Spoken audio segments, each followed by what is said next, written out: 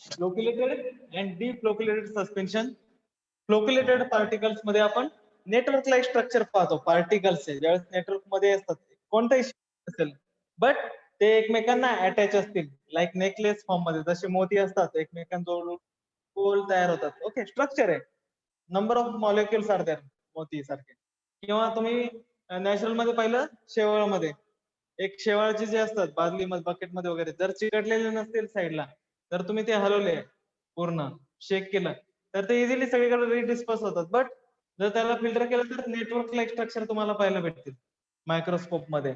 Okay, so that type of suspension is called flocculated suspension.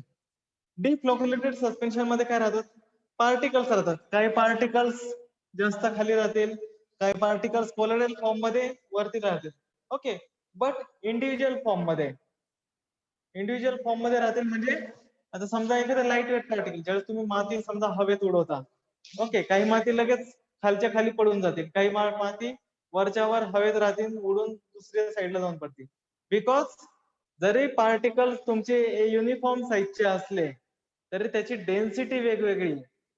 Okay, आणि density वेगवेगळी आहे, त्यामुळं आपल्याला मुवमेंट पाहायला भेटते. लाईट वेट किंवा कमी डेन्स पार्टिकल्स आहे ते जास्त कोलॉइडल फॉर्म मध्ये राहतात, आणि जास्त हेवी पार्टिकल्स आहे ते कोलॉइडल फॉर्म मध्ये राहत नाही. भले पार्टिकल साईज छोटी असो, ते इमिजिएटली सेटल डाऊन होतात. ओके, सेम केस फ्लोक्युलेटेड आणि डिफ्लोक्युलेटेड मध्ये. फ्लोक्युलेटेड मध्ये आता तुम्ही म्हणाल सर याच्यात डेन्सिटीचा काही इश्यू नसतो का? याच्यामध्ये पण डेन्सिटीचा इश्यू असतो, बट याच्यामध्ये ऍडिशनली तुम्हाला फ्लोक्युलेटिंग एजंट्स वगैरे टाकून किंवा काही पार्टिकल्स पावडर्स ज्या असतात त्या एकमेकांना बॉन्डिंग मध्येच राहतात. एखादं लाईट असेल, एखादं हेवी असेल, बट युनिफॉर्मली ते डिस्ट्रीब्युट होऊन जातात सगळीकडे फ्लोक्युलेटेड मध्ये. डिफ्लोक्युलेटेड मध्ये असं काही होत नाही. Okay, some kind of powder तुमचे डिफ्लोक्युलेटेड टाइप मध्ये बनतात सस्पेन्शन. ओके, तर त्याच्यात आपण पाहू काय काय नेमकं. ठीक आहे, फ्लोक्युलेटेड आणि डिफ्लोक्युलेटेड मध्ये मोस्टली तुमचे आयडियल जे सस्पेन्शन असतं, आयडियल प्रॉपर्टीज आपण पाहिलं तर त्या सगळ्या फ्लोक्युलेटेड रिलेटेड होत्या. ओके, आयडियल प्रॉपर्टीज म्हणजे आपण पाहिलं होतं की केकने फॉर्म व्हायला पाहिजे, लूजली बाउंड पाहिजे, युनिफॉर्म डिस्ट्रीब्युशन पाहिजे, या ज्या प्रॉपर्टीज आहेत या सगळ्या तुम्हाला फ्लोक्युलेटेड मध्ये पाहायला भेटतील. डिफ्लोक्युलेटेड मध्ये नाही. मी डायग्राम त्यासाठीच काढून दाखवले की इथं पहा काही पार्टिकल्स एकदम टॉपला आहे आणि काही पार्टिकल्स खाली टेन्स जास्त आहे. ओके, हे आफ्टर शेकिंग आहे दोन्ही पण. आफ्टर शेकिंग दोन्ही टाइपचे. आफ्टर शेकिंग तुम्हाला नेटवर्क स्ट्रक्चर मध्ये तुम्हाला पाहायला भेटेल, जास्त डेन्स मध्ये गोळा गोळा झालेले याच्यामध्ये तुम्हाला दिसणार नाही. आणि हे सस्पेन्शन मध्ये डिफ्लोक्युलेटेड सस्पेन्शन सेडिमेंटेशन रेट आहे हा. ओके, सेडिमेंटेशन मध्ये तुम्हाला काय हे जे पार्टिकल्स आहे नेटवर्क लाईक स्ट्रक्चर हे लवकर सेटल होऊन जातात खाली. ओके, जे पार्टिकल्स मुवमेंट आहेत मी जसं म्हणलं डेन्स पण असतील, कमी डेन्सिटीचे पण असतील, ठीक आहे, बट ते सेटल इझिली खाली डाऊन होतात. बट त्यांच्यामध्ये काही ना काही इंट्रा पार्टिक्युलर स्पेसेस तुम्हाला मधल्या मध्ये पाहायला भेटतील.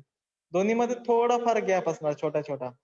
ओके, त्यामुळं पार्टिकल्स मध्ये गॅप असल्यामुळं ते इझिली परत ज्यावेळेस चेक करू एकदा दोनदा पण त्यावेळेस इझिली रिडिस्पर्स होऊन जातील, परत नेटवर्क फॉर्म मध्ये सगळीकडे फिरायला लागतील फ्लोक्युलेटेड मध्ये. ओके, त्यामुळे मी इथं सेडिमेंटेशन जे आहे ते फास्टर दाखवलं. ह्याच्यात एक सेकंड, फ्लोक्युलेटेड सेडिमेंटेशन.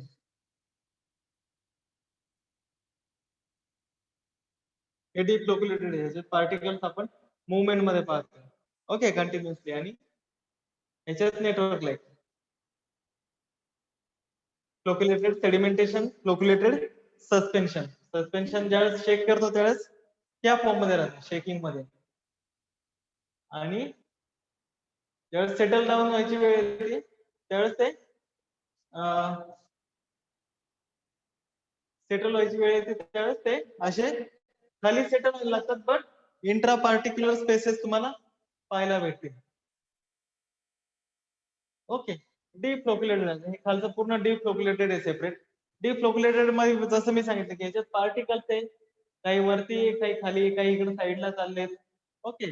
In between. त्याच्यामध्ये डेन्सिटी असते, जे कमी डेन्सिटी ती सगळ्यात वरती, सगळ्यात कमी सगळ्यात जास्त डेन्सिटी असलेले सगळ्यात खाली ड्यू टू ग्रॅव्हिटेशनल फोर्स जसं सांगितलं. बट सेडिमेंटेशन जो आहे ह्याच्यातला हा खूप कमी आहे. स्लोली स्लोली सेडिमेंट होणार कारण पार्टिकल सगळे इंडिव्हिज्युअली आहेत. लक्षात घ्या. जसं मी मातीचं तुम्हाला एक्झाम्पल सांगितलं.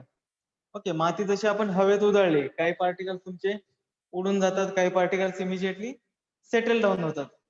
ओके, बट जे वरचे हवेतले पार्टिकल्स ते पण हळूहळू स्लोली खाली येऊन जातात. ठीक आहे. आणि तेच तुम्ही एका साईजचं नेटवर्क लाईक स्ट्रक्चर म्हणजे तुमचे एखादे खेळणे वगैरे पहा, रिंग्स वगैरे. ओके, छोट्या छोट्या किंवा मग तुम्ही ज्यावेळेस हातातून सर चिल्लर कॉइन्स जे आहेत, येस. सर ऍड करा ना Gayatri. Okay.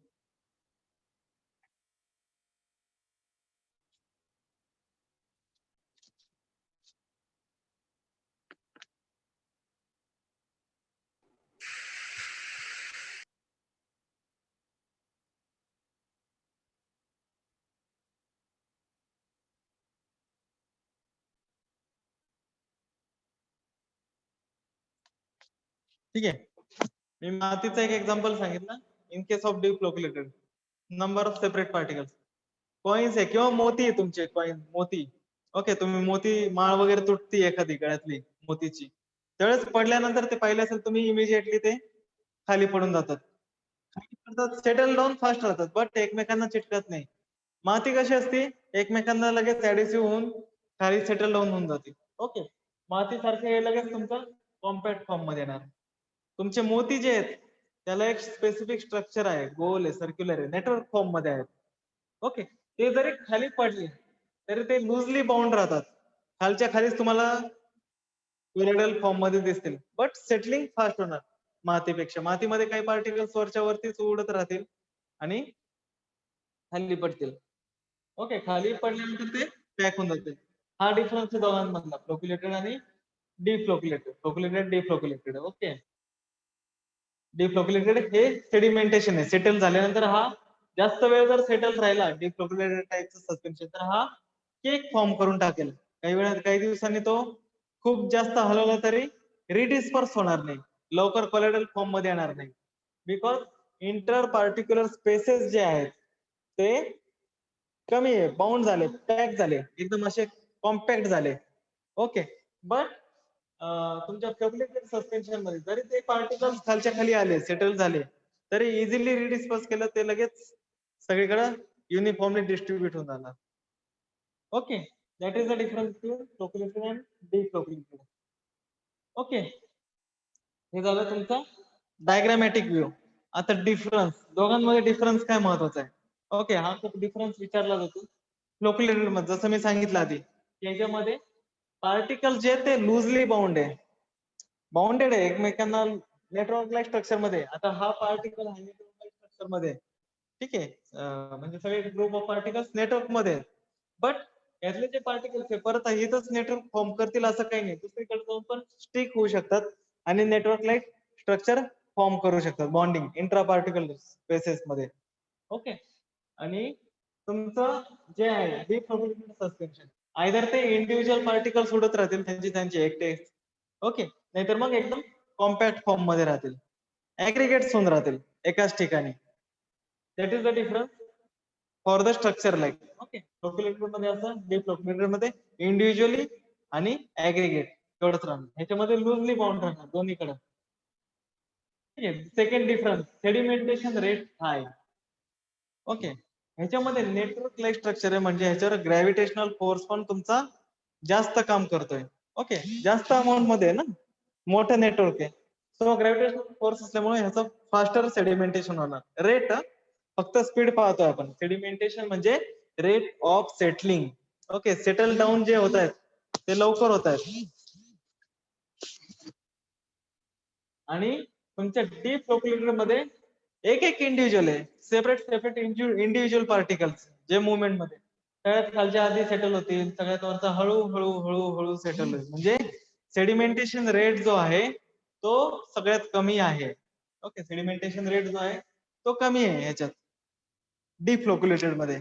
Settling down slow होते कारण इंडिव्हिज्युअल पार्टिकल्स आहे. ओके, नंतर ह्याच्यात रॅपिडली सेडिमेंट म्हणजे एकदा पडले खाली की लगेच खालच्या खाली सेटल होऊन जातं. लगेच होऊन जातं, जास्त वेळासाठी ते वरती मुवमेंट मध्ये राहत नाही. ओके, जास्त वेळासाठी मुवमेंट मध्ये राहत नाही. आणि या केसमध्ये जास्त वेळासाठी मुवमेंट मध्ये राहतात कोलेडर फॉर्म मध्ये. आपण जरी जास्त वेळ ठेवलं साईडला तर ते कंटिन्युअसली मुवमेंट चालू असणार त्याची. आणि हळू असं सेटल होऊन मग शेवटी खाली सेटल डाऊन होणार. बट लवकर सेटल होणार नाही डीप फ्लोक्युलेटर मध्ये. फ्लोक्युलेटर मध्ये इमिजिएटली सेटल होणार. ओके, रेट कारण फास्टर आहे. नंतर इझी टू रिडिस्पर्स. आता हे तर महत्वाचं आहे. आपल्या आयडियल प्रॉपर्टीज मध्ये काय, लगेच चेक केलं की युनिफॉर्मली डिस्ट्रीब्युशन पाहिजे. ओके, ह्याच्यामध्ये काय, इंटर पार्टिक्युलर स्पेसेस, दोन पार्टिकलच्या मध्ये बॉन्डिंग आहे बट स्पेस पण आहे.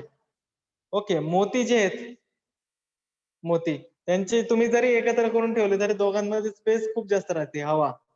ओके, आणि तुमची माती पाहिली तर इंटर पार्टिक्युलर स्पेसेस कॉम्पॅक्ट राहते, एकमेकांना लगेच खाली ज्यावेळेस पडेल ती स्टिक होऊन राहते एकमेकांना, जास्त वरपर्यंत उडत नाही किंवा युनिफॉर्म डिस्ट्रीब्यूट होत नाही. Okay, so that is the difference. Sediment redispersion rate म्हणजे ज्यावेळेस चेक करू आपण त्यावेळेस हे लगेच परत मुवमेंट मध्ये येतील, एकदम लाईट वेट नेटवर्क स्ट्रक्चर मध्ये असतात, त्यामुळं युनिफॉर्मली परत डिस्ट्रीब्यूट होऊन जातात. डीप फ्लोक्युलेटेड लगेच रिडिस्पर्स होत नाही. जसं मी मधाचं पण एक्झाम्पल सांगितलं होतं, हनीमध्ये शुगर टाकलेली राहते, शुगर हळूहळू स्लो होते. आपण तुम्ही आणलाय मधाचा डब्बा, मधामध्ये थोडी फार अमाऊंट मध्ये शुगर टाकलेली राहते अडल्ट्रेशन म्हणून, बट ती लवकर आपल्याला दिसतच नाही, ट्रान्सपरंट नसतं, सस्पेन्शन फॉर्मच राहतो तुमचा हनी, आर्टिफिशियल हनी. ठीक आहे, तर त्याच्यामध्ये मला साखर दिसत नाही स्टार्टिंगला, बट नंतर नंतर जसं टाइम पिरियड निघून जातो एक टाइम नंतर तुम्हाला दिसत अरे यार खाली सगळं साठलंय साखर. Okay, that is the deep flocculated, एक good example of honey. Deep flocculated म्हणजे तुमचे पार्टिकल्स अगोदर मुवमेंट मध्ये राहतात कंटिन्यू, त्यावेळेस तुम्हाला दिसत नाही काहीच, बट जेव्हा सेटल झालं लगेच केक फॉर्म होणार. म्हणजे आपण इथे लिहिलंय की फ्लोक्युलेटर मध्ये केक फॉर्म होत नाही, तुमचे कॉम्पॅक्टनेस नाही राहत, केक तयार होत नाही, बट डीप फ्लोक्युलेटर मध्ये तुमचा हार्ड केक तयार होतो डीप फ्लोक्युलेटर मध्ये. नंतर फिजिकली स्टेबल राहतो फ्लोक्युलेटर. आता फिजिकली कसे ते सांगतो. तुमची स्टोरेज कंडिशन आहे. ओके, स्टोरेज कंडिशन समजा काही वेळेस काय होतं, टेम्परेचर हायर टेम्परेचर मध्ये ठेवण्यात येते किंवा लाईट मध्ये ठेवण्यात, लाईटमुळे पण टेम्परेचर वाढतोय तुमच्या सस्पेन्शन मधला. सो व्हेकल तुमचं गरम होतं. ओके, व्हेकल गरम झालं म्हणजे आतल्या पार्टिकल्सला इफेक्ट होणार काही ना काही त्या टेम्परेचर. व्हेकल गरम झालं म्हणजे पार्टिकल्सला पण हीट लागली. आता ह्याच्यामध्ये तुमचं पार्टिकल्स जे आहेत ते स्मॉल पार्टिकल्स आहेत. ओके, इंडिव्हिज्युअल फॉर्म मध्ये, म्हणजे याचा सरफेस एरिया तुमचा जास्त आहे. सरफेस एरिया जास्त आहे कारण हे नेटवर्क मध्ये नाही, हे नेटवर्क मध्ये, याचा सरफेस एरिया कम्पेअर टू कमी, त्याच्यावर इफेक्ट व्हायला थोडा टाइम जाईल टेम्परेचरचा वगैरे, बट ह्याच्यावर खूप फास्टर इफेक्ट पडेल. ओके, जसं आपण एखाद्या गरम दुधात साखर लगेच मिक्स करतोय तर लगेच इमिजिएटली मिक्सअप होऊन जाते कारण टेम्परेचरचा इफेक्ट आहे, गरम दुधात लवकर साखर मिक्स होते. ओके, बट तुम्ही तीच खडी साखर टाका, नेटवर्कला स्ट्रक्चर खडी साखर टाका ज्याचे नेटवर्क मध्ये आहे, त्याला थोडासा टाइम जाईल, बट थोड्या वेळाने होईल. म्हणजे compare to your deep flocculated suspension are physically more stable. Okay, नंतर पुअर अपीरन्स. हा एक डिसएडव्हान्टेज आहे फक्त फ्लोक्युलेटेडचा, की दिसायला खूप खराब दिसतात, कुठे इकडे मॉलिक्युल्स आहे कुठे इकडे मॉलिक्युल्स आहे. फ्लोक्युलेटेड मध्ये अजून दुसरा डिसएडव्हान्टेज असा आहे की हे नेटवर्कला इथं स्ट्रक्चर आहे की ज्यावेळेस सस्पेन्शनचे व्हेकल ज्यावेळेस कमी कमी क्वांटिटी व्हायला लागते तर हे नेटवर्कला स्ट्रक्चर वॉल्सला स्टिक होऊन राहतात साईडला. कंटेनर जो आहे तुमचा त्याच्या वॉल्सला स्टिक होऊन राहणार, चिटकून राहणार, बिकॉज नेटवर्क आहे एकाच साईडला ते चिटकून राहू शकतं. बट जर तुम्ही व्हेकल व्यवस्थित शेक केले तर ते परत मिक्सअप होऊन जाणार. त्यामुळं अपिअरन्स जो आहे फ्लोक्युलेटेडचा तो कम्पेअर टू युअर डिफ्लोक्युलेटेड खराब दिसतो. डिफ्लोक्युलेटेड मध्ये अपिअरन्स चांगला दिसतो, क्लिअर दिसतंय. ठीक आहे. नंतर अपिअरन्स झाला. लास्ट तुमचा सुपरनॅटंट लिक्विड इज क्लिअर. सुपरनॅटंट लिक्विड म्हणजे ज्यावेळेस तुमचं सेडिमेंटेशन होतं, खाली पार्टिकल ज्यावेळेस बसतात, त्यावेळेस वरचा जो लिक्विड आहे अप्पर लेअर क्लिअर पाहिजे. ओके. एखाद्याने मीठ टाकलंय पाण्यामध्ये आणि नंतर शेक केलं. ठीक आहे. जास्त अमाऊंट मध्ये मीठ टाकलंय. ते खारं पाणी लगेच दिसेल तुम्हाला पांढरं सेमी ट्रान्सपरंट. ओके. बट तुम्ही जर हे टाकलंय शेवाळच पहा, शेवाळ असतं. शेवाळ नेटवर्कला स्ट्रक्चर आहे. वरचं जे पाणी आहे तुम्ही भले खाली शेवाळ लागलेले असेल त्या मटक्याला वगैरे ठीक आहे. बट वरचं जे पाणी आहे वरचं आपण म्हणतो घ्या म्हणून ते आहे तुमचं सुपरनॅटंट लिक्विड. सुपरनॅटंट म्हणजे वरचा अलगद लेअर जो क्लिअर आहे त्याला म्हणतो सुपरनॅटंट लिक्विड. तर ह्याच्यामध्ये जो फ्लोक्युलेटेड मध्ये सुपरनॅटंट लिक्विड क्लिअर राहतो. कारण जरी ते नेटवर्क स्ट्रक्चर सेटल होत असेल तर वॉल्सला वगैरे साईडला स्टिक होऊन राहतात. वरचं पाणी तुमचा व्हेकल जो आहे तो क्लिअर फॉर्म मध्ये राहतो. म्हणजे सुपरनॅटंट लिक्विड वरचा क्लिअर राहतो. याच्यामध्ये काय डिफ्लोक्युलेटेड मध्ये तुमचे पार्टिकल जसं मी सांगितलं सगळ्यात जो लाईट वेट किंवा कमी डेन्स पार्टिकल असेल तो सगळ्यात शेवटी सेटल होणार. म्हणजे तो कंटिन्युअसली मुवमेंट मध्ये राहणार, कोलायडल नेचर मध्ये राहणार. त्यामुळे ह्याच्यात सुपरनॅटंट लिक्विड जो आहे वरचा लेअर तो तुम्हाला क्लिअर दिसत नाही. ओके. तर हे डिफरन्स आहे 1 2 3 4 5 6 7 8 डिफरन्स आहे. 4 मार्कला क्वेश्चन येतो बऱ्याचदा फ्लोक्युलेटेड आणि deflocculated. Every point carries half marks. प्रत्येक पॉइंटला अर्धा मार्क. ठीक आहे. पहिलं काय नेटवर्क स्ट्रक्चर आहे. ह्याच्यात लूज बाउंड आहे, ह्याच्यात ऍग्रीगेट होतात. सेकंड सेडिमेंटेशन रेट म्हणजे स्पीड. सेडिमेंटेशन रेटचे 2 पॉइंट आहे. एकात रेट हायर आहे आणि रेट हायर असल्यामुळं फास्ट सेडिमेंट होतं. याच्यामध्ये रेट स्लो आहे त्यामुळं स्लो सेडिमेंट होतं. रेट ऑफ सेटल स्लोली होतात. खालच्या खाली हळूहळू पडतात. डिफ्लोक्युलेटेड मध्ये. फ्लोक्युलेटेड मध्ये नेटवर्क स्ट्रक्चर आहे लगेच पडणार. रेट हायर आहे, सेडिमेंटेशन म्हणजे सेटिंग रेट जो आहे तो फास्टर आहे. Easy to redisperse. Sedimentation rate जरी फास्टर असला तरी रिडिस्पर्सन फास्टर होतं. इमिजिएटली लगेच सगळे पार्टिकल मुवमेंट मध्ये येऊन जातात. याच्यामध्ये काय स्लो सेडिमेंट होतं. ओके. बट एकदा बसले की लवकर उठतच नाही. डिफ्लोक्युलेटेड मध्ये एकदा सेटल झाले कॉम्पॅक्ट मध्ये आले की लवकर किती हलवा लवकर उठतच नाही आळशी माणसासारखे. ठीक आहे. तर हे डिफ्लोक्युलेटेड मध्ये. नंतर अपिअरन्स मध्ये मात्र फ्लोक्युलेटेड मार्क खातो. पुअर अपिअरन्स बिकॉज हे असं मध्येच पावडर दिसते मध्येच नाही दिसत ते मध्येच काहीतरी मुवमेंट दिसते. दॅट इज डिफ्लोक्युलेटेड मध्ये अपिअरन्स खराब दिसतो पाहताना. बट डिफ्लोक्युलेटेड मध्ये काय तुम्हाला पार्टिकल्स असे इंडिव्हिज्युअली युनिफॉर्म मध्ये मुवमेंट करताना दिसतील. काही पार्टिकल असतील खाली, काही पार्टिकल वरच्या मुवमेंट मध्ये राहतील. सो तुम्ही अपिअरन्स म्हणू शकता की कम्पेअर टू फ्लोक्युलेटेड डिफ्लोक्युलेटेडचा अपिअरन्स चांगला राहतो म्हणजे बेटर अपिअरन्स आहे. ओके. आणि नो केक. फ्लोक्युलेटेड मध्ये केक फॉर्म होत नाही कारण रीडिस्पर्स फास्ट होत आहे. येस म्यूट कर कोण आहे.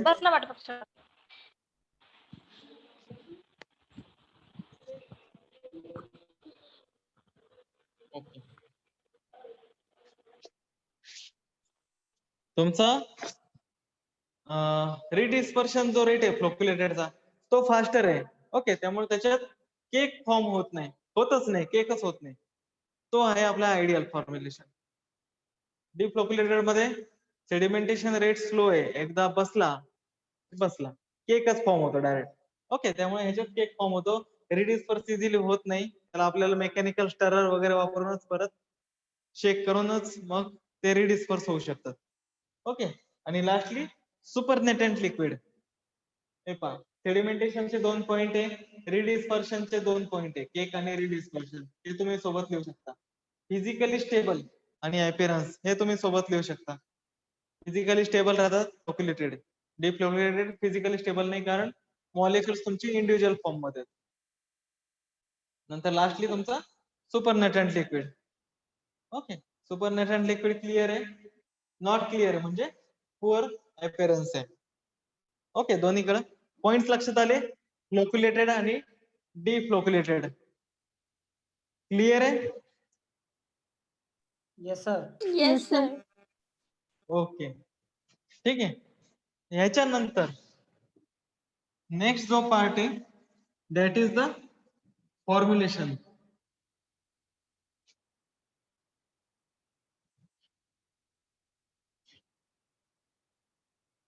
सस्पेन्शन जसं आपण पॅरेंटल्स मध्ये पाहिले होते तसंच ह्याच्यामध्ये आपल्याला काय काय रिक्वायरमेंट आहे म्हणजे कोणकोणते कंटेंट असतात त्याला म्हणतो आपण फॉर्म्युलेशन. बरेच जण तुमचे इन्क्लुडिंग तुमचे सिनियर फॉर्म्युलेशन म्हणले की प्रोसेसिंग लिहून टाकतात कशी बनवायची. आपण प्रोसेसिंग किंवा प्रोसिजर विचारत नाही. फॉर्म्युलेशन म्हणजे त्याच्यातले घटक कोणकोणते आहेत ते लिहायचे असतात. ओके, फॉर्म्युलेशन पहिला काय आहे ड्रग महत्वाचं. ओके, ड्रग तर लागणार त्याशिवाय तुमचं मेडिकेशन तयारच होणार नाही.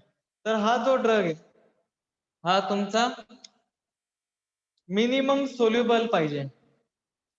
जर पार्शली सोल्युबल असेल म्हणजे तुमचा अर्धा ड्रग जर सोल्युबल होतोय त्या व्हेकल मध्ये तर उपयोगाचं नाही, कारण मग परत डोस तुमचा दिसणार. तुम्ही रिडिस्पर्स करताय मे बी सोल्युबल फॉर्म मध्ये वरती असेल अर्धा आणि अजून त्याच्यात नेटवर्कला स्ट्रक्चर आलं असेल, सो कॉम्प्लिकेशन येऊ शकतात. सो तुमचा जो ड्रग टाकणार आहे तुम्ही जी पावडर टाकणार आहे त्याच्यात ती इनसोल्युबल फॉर्म मध्ये पाहिजे.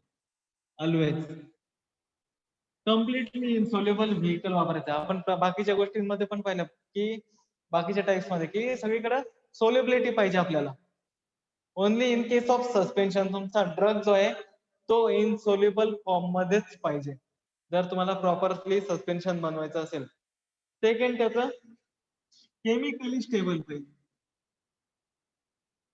Chemically stable. ओके, म्हणजे तुम्ही इनसोल्युबल तर टाकताच आहे बट काय होतं बाहेरचं जर तुम्हाला हीट वगैरे लागली तर तो व्हेकल सोबत रिएक्शन पण करू शकतो. ओके, व्हेकल सोबत रिएक्शन करून मे बी थर्ड प्रोडक्ट तयार होऊ शकतो, ऑक्सिडेशन होऊ शकतं, डिग्रेडेशन होऊ शकतं, क्रिस्टलायझेशन पण होऊ शकतात. आपण इनकम्पॅटेबिलिटी मध्ये पाहिलं सिरप्स मध्ये शुगर क्रिस्टल तयार होतात टेम्परेचरमुळे. That may also form. So chemically तुमचं ड्रग जो आहे तो स्टेबल पाहिजे. तिसरा जो पॉइंट आहे ड्रग मधला की it should have good wettability. Okay, good wettability हा एक महत्वाचा पॉइंट आहे. वेटेबिलिटी तुमचा ड्रग जो आहे तो वॉटर लव्हिंग पाहिजे और व्हेकल जो वापरतोय तो लव्हिंग पाहिजे. लव्हिंग म्हणजे त्याच्यात सोल्युबल नसेल तरी चालेल बट ऍड्स ऑफ करून त्याच्यात राहायला पाहिजे. काही काही पावडर्स काय राहतात तुमच्या वरच्या वरच फ्लोट राहतात, खूप मिक्स केलं तरी लवकर होत नाही. जसं सपोज तुम्ही प्लॅस्टर ऑफ पॅरिस पाहिले का पाण्यामध्ये टाकतात. ओके, इमिजिएटली एक्झोथर्मिक रिएक्शन पाहायला भेटते, हीट बाहेर पडते. ओके, बट बऱ्याच ती पावडर वरच्या वरच फ्लोट राहते, ती मिक्सअपच होत नाही. ठीक आहे, किंवा तुमचं काही अजून एक्झाम्पल्स आहेत आपण ह्याच्यामध्ये पण फॉर्म करताना.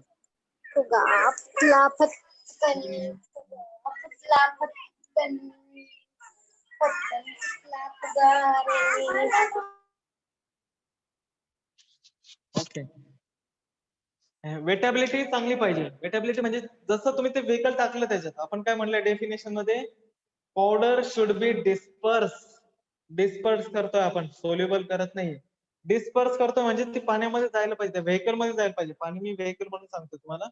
जे काही व्हेकल असेल, अल्कोहोल असेल, ऑइल असेल, जे पण व्हेकल आहे ग्लिसरीन वगैरे त्याच्यामध्ये ती पावडर एंट्रॅप्ट व्हायला पाहिजे. डायरेक्टली टाकलं आणि व्हेकल मध्ये आतमध्ये जायला पाहिजे.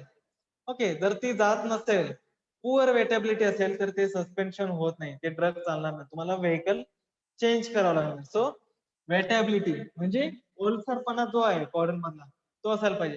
आता पुअर वेटेबिलिटी काय असते, का नाही होत ते पावडर मिक्स का नाही होत लिक्विड मध्ये ते पण सांगतो.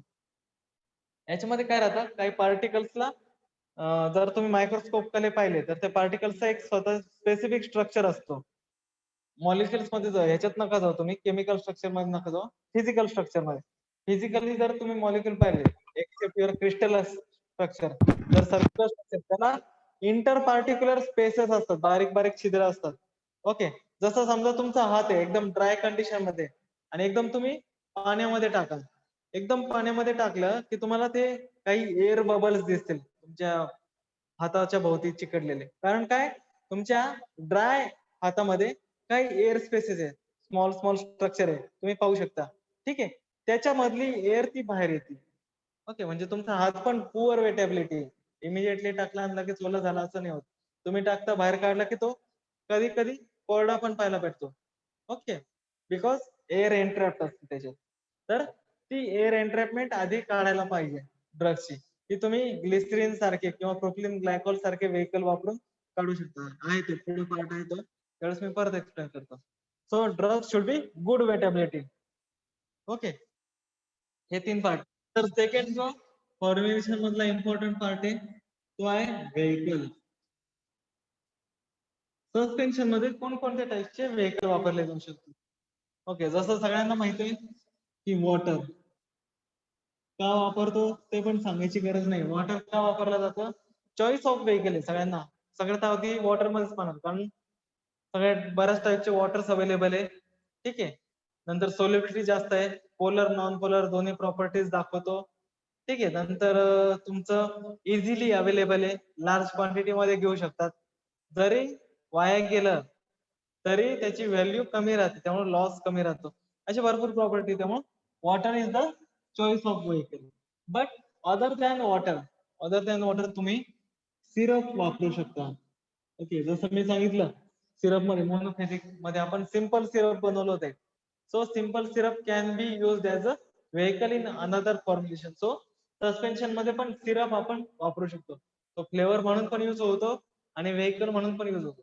ऑलरेडी सिरप मध्ये तुमचं सुक्रोज कॉन्सन्ट्रेशन जास्त आहे, 66.7% आहे. ओके, त्यामुळं त्याच्यामध्ये पण तुम्हाला ऍडिशनली सस्पेंडिंग एजंट टाकायची गरज नाही, कारण तो तुमचा सिरप जो आहे तो स्लाइटली थिकर असतो. Okay, compare to your other mixtures liquid formulation. ठीक आहे, सिरप जे आहे ते स्लाइटली चिकट असतात, थिक असतात, त्यामुळं सस्पेंडिंग एजंटचं काम ऑलरेडी अर्ध काम सिरप करून टाकतो. ठीक आहे, अदर दॅन सिरप तुम्ही ग्लिसरीन पण वापरू शकता. Okay, glycerine, propylene glycol. Okay, या टाईपचे तुम्ही व्हेकल जे आहेत ते वापरू शकता. ओके, हे कशासाठी वापरू शकतात, कारण याच्यामुळे काय होतं, तुमचं विस्कॉसिटी जी आहे फॉर्म्युलेशनची ती वाढते. आणि विस्कॉसिटी वाढली म्हणजे तुमचे पार्टिकल्स सस्पेंडेड फॉर्म मध्ये आले, विस्कस झाला तुमचं लिक्विड. ओके, ह्याच्यात अजून तुम्ही अदर दॅन सिरपला रिप्लेसमेंट म्हणून तुम्ही सॉर्बिटॉल पण वापरू शकता. Okay, this is the about viscosity, this is about the vehicle. Okay, नंतर नेक्स्ट जो आहे फॉर्म्युलेशन पार्ट जरा मोठा आहे. आपण ओके, जरा जास्त वेळ झालाय वाटतं. तिसरा पार्ट, हा शेवटचा पार्ट पाहून घेऊ एकदा.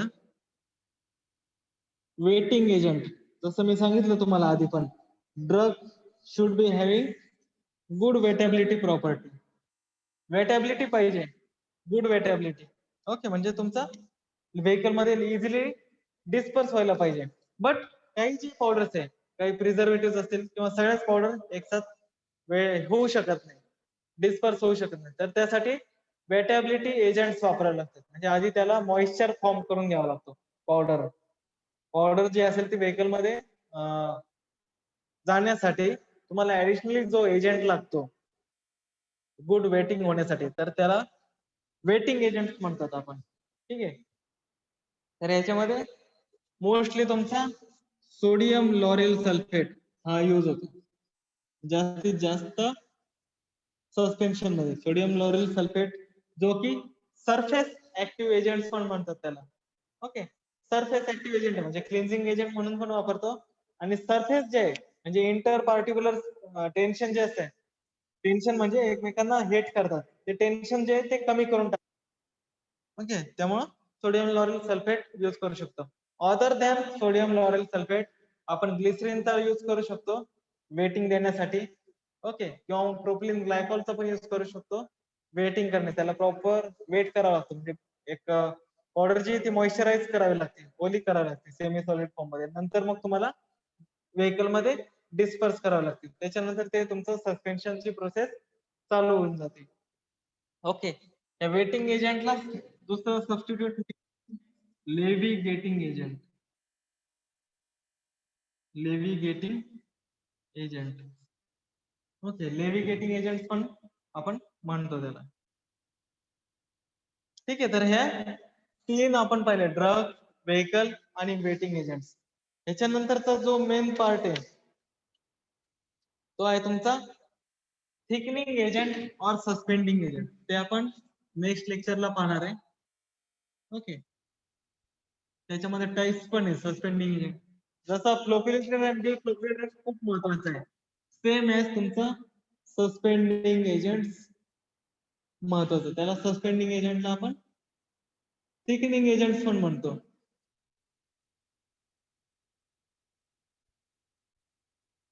ओके. तर हा जो पार्ट आहे याची क्लासिफिकेशन पण आहे. त्या क्लासमध्ये कोणकोणते सस्पेंडिंग एजंट वापरतात, त्याचे कॉन्सन्ट्रेशन किती असायला पाहिजे. ओके. ह्या सगळ्या गोष्टी आपण पाहणार आहे उद्याच्या लेक्चरला.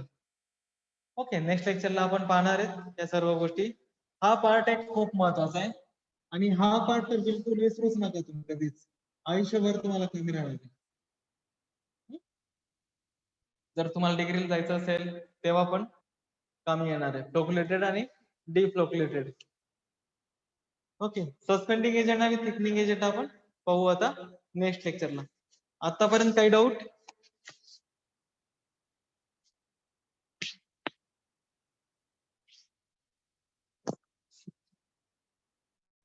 येस. प्री सेशनल होणार.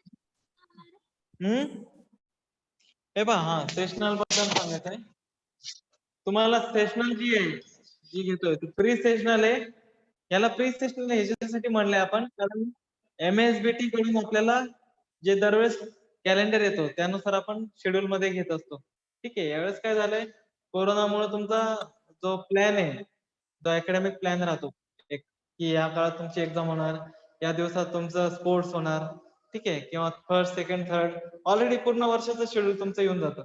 बट यावेळेस कोरोना लॉकडाऊन मुळे काही प्रॉब्लेम्स आलेले आहेत. ओके. त्यामुळं MSBT ने मात्र शेड्यूल दिलेलं नाहीये, बट ISO शेड्यूल दिलेलं आहे. ISO आपले एक ऑर्गनायझेशन राहते. Okay. International organisation for standardisation, ISO चा लॉंग फॉर्म. तर ती स्टँडर्ड जी प्रोसिजर राहते ती प्रत्येक कॉलेज फॉलो करत असतो ISO चं. तर त्यानुसार तुमची ही सेशनल आहे. जर MSBT म्हणली की तुमची सेशनल झालेली आहे का, तर या सेशनलचे मार्क्स कन्सिडर केले जाणार आहेत. आणि जरी नाही झाली, परत म्हणले थेरॉटिकल वेगळी सेशनल घ्या, याचे मार्क्स आपण प्रॅक्टिकल एक्झाम मध्ये कन्सिडर करणार कारण तुमचे प्रॅक्टिकल चालूच नाही. ओके. त्यामुळे ही सेशनल महत्वाची आहे. त्या सेशनलचे मार्क्स जे आहेत ते कन्सिडर केलेच जाणार आहे, आयदर प्रॅक्टिकल मध्ये और थेरी मध्ये, बट हे मार्क्स कन्सिडर होणार आहे. सो तुम्हाला ऑनेस्टली पेपर लिहायचा आहे. ओके. जसे मी इन्स्ट्रक्शन सांगितले प्रॉपरली, जसं तुम्ही समोर कॅमेरा ठेवलाय, तुम्ही स्वतः आणि तुमचं हाताखालचे जे पेपर आहे ज्याच्यावर लिहिताय तुम्ही, तो तुम्हाला दिसला पाहिजे. रेकॉर्डिंग तुमची पूर्ण एक्झामची होणार आहे व्यवस्थित. 1, 2, 3 किती शिक्षक तुम्हाला ऍट अ टाइम पाहू शकतात. ओके. आणि रेकॉर्डिंग राहणार. जर तुमचं काही इम्प्रॉपर जर दिसले, कुठे इकडे तिकडे पाहताय, बोलताय कोणाशी, सो तसं जर दिसलं तर मार्क्स तिथं कट केले जाणार आहे, म्हणजे ती चिटिंग म्हणून समजली जाणार आहे. ओके. अजून काय सांगितलं तुम्ही इन्स्ट्रक्शन मध्ये? हा, तुम्हाला इमिजिएटली 15 मिनिटाच्या आत एक मेल आयडी दिलेला आहे, syipexam@gmail.com. ओके. तर ह्या मेल आयडी वर ज्यावेळेस तुमचा एक्झाम टाइम संपणार आहे, 1 ते 2 आपला पेपरचा टाइम आहे, 2 नंतर तुम्हाला ते पेपर 2:15 च्या आत तुमचे मेल तिथे यायला पाहिजे. इमेज फॉर्म मध्ये फोटो काढून पाठवा किंवा PDF मध्ये पाठवा, कसाही पाठवा त्याचा. ओके. बट यायला पाहिजे. पेपर तुम्हीच तुमचे यूज करायचे. प्रत्येक पेपरवर नाव टाकताना, ओके, प्रत्येक पेपर पेजवर आन्सर शीट जी राहील प्रत्येक पेजवर पेज नंबर राहणार कोपऱ्यात. ओके. पेज नंबर, नंतर इथं सब्जेक्ट नेम. ओके. नंतर रोल नंबर आणि फर्स्ट सेशनल और सब्जेक्ट नेम नंतर आय थिंक फर्स्ट सेशनल आहे. फर्स्ट सेशनल इथं लिहायचंय. रोल नंबर असं वरच्या बाजूला जो आहे रायटिंग स्पेसच्या खालचा. ओके, अशा फॉर्म मध्ये तुम्हाला लिहायचंय. पेज नंबर सुटिक्स फार्मास्युटिक्स 2 फर्स्ट सेशनल आणि तुमचा रोल नंबर 201 202 203 जे असेल तो टाकायचा आहे रोल नंबर. ओके, हे जो फॉर्मॅट हा प्रत्येक पेजवर पाहिजे. ओके, नंतर 15 ते 20 मिनिटाच्या आत तुम्हाला पाठवायचंय. 20 मिनिटात ऍक्सेप्ट करू शकतो. त्याच्यानंतरचे जे क्वेश्चन आन्सर शीट्स येतील ते ऍक्सेप्ट होणार नाही. नेटवर्क रिलेटेड प्रॉब्लेम मध्ये जर एखाद्याचं बंद झालंय मध्येच, इमिजिएटली 5 मिनिटाच्या आत रिजॉईन करायचंय एक्झामला. ओके, जर रिजॉईन झाला नाही त्याला त्याचा पेपर पण कन्सिडर करणार नाही, तो डिस्क्वालिफाय करण्यात येईल. ओके, ज्याचा पेपर 1 तासाच्या आतच झालाय, एखाद्या समजा अर्ध्या तासाच्या आतच झालाय, तरी पण तो त्या टाइम मध्ये लेफ्ट